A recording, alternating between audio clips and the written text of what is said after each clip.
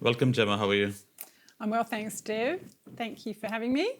Thank you for coming over and having a chat today. There's so many things I need to talk legal on with you, not on you, with you. Before I go there, I would like you to share a bit of your background, your work, and how have you landed in the current position or business of your own since young days. Well, gosh, I could go back a long way, but if we start by saying who I am now, I'm a construction and engineering contract lawyer. In my work, I help builders, engineers, mining contractors, consultants. My real purpose is helping them achieve fair and balanced and plain English contracts so that their projects run smoothly, they can price with confidence, and they have really strong commercial relationships with their partners. So that's what I do now. I have had, I guess, what people would describe as a portfolio career. I started my professional life in the public sector. I worked at the Premier's Department in the early 2000s during Jeff Gallop's government. And during that time, I became interested in, I was working at Parliament quite a bit, and I became interested in the legal system. And, flexible work wasn't really a thing then, but I had a really supportive boss who encouraged me to study law while I was working there. I was working in the, it was called the Policy Office. I actually don't know if they still even have that, but I was in the Regional Policy Unit, and we advised the Cabinet at the time. And my boss encouraged me to go and study law. So I did. I started off studying part-time, didn't really intend to practice law, but as soon as I started my degree, I realised that I absolutely loved it. Like, I felt like I had finally found home. Yeah, I had previously done a psychology degree, and I loved that as well. But once I started studying law, I really felt like I had, found somewhere where I belonged, and that something that really interested me. And so, even though my background was in the public sector, and I suppose initially I thought I would practice some kind of public law, I did do my honours in environmental law, which is really in kind of administrative law.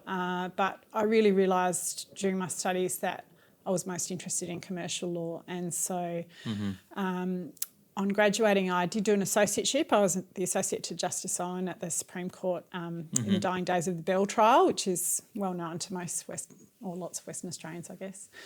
And so I went from there into corporate litigation, working on sort of shareholder disputes and things like that, which I loved, but also felt like that wasn't the end for me.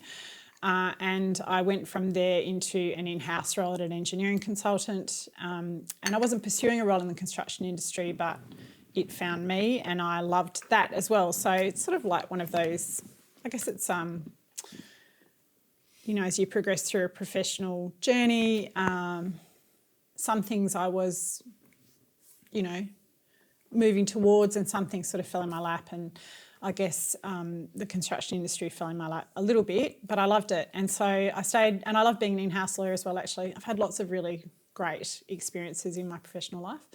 So I stayed in that in-house role for nearly 9 years. And eventually, as often happens with in-house lawyers, you sort of move away from the technical or legal work into more commercial matters.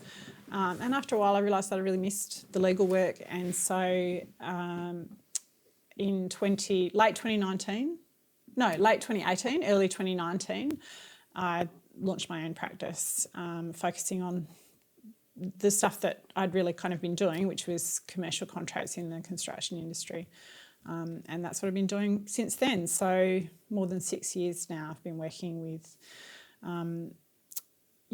lots of participants in the construction industry, but typically suppliers, so typically contractors and subcontractors and other suppliers in the construction, engineering and mining sort of industries in WA, to help them with contracts.